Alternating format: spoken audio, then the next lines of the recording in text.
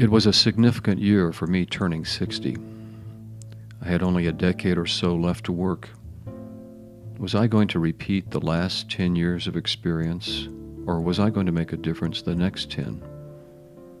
I could talk about safety, but I really did not know what it looked like.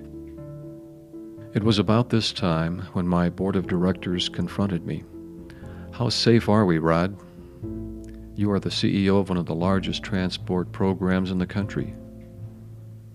How are you managing our risk?" I didn't have a good answer. Every morning in my car, I don't listen to the radio. Instead, I pray for our crews and I pray for wisdom. I had never lost an employee to an airplane or a helicopter crash. But 10 years after I left my first flight program, I got an email with news of the crash of intensive air. 3 crew members died. I couldn't work. I couldn't even bring myself to attend the memorial service. I just couldn't do it. It was a month before I could reach out to the program director to ask how he was doing. How safe is MedFlight? In the past year, we had had a couple of accidents. Thank God, everyone walked away without injury. So I had a safety audit done. It was rigorous and thorough. They sent me the report, but I couldn't believe it. I sat on it for a month before accepting it. The verdict: our people are complacent.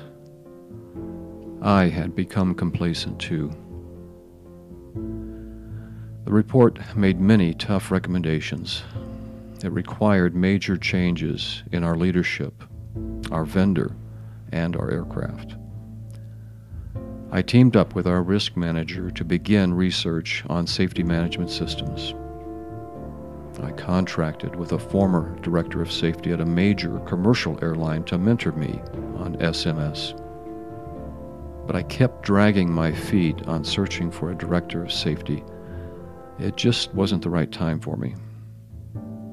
A year and a half after our safety audit, I learned that one of our former pilots had resigned his position as chief pilot.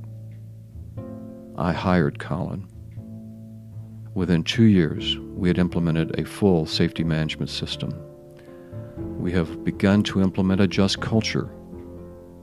Everyone has a voice in safety, and people who make honest errors need to be forgiven. The crash of intensive air created a new reality for me.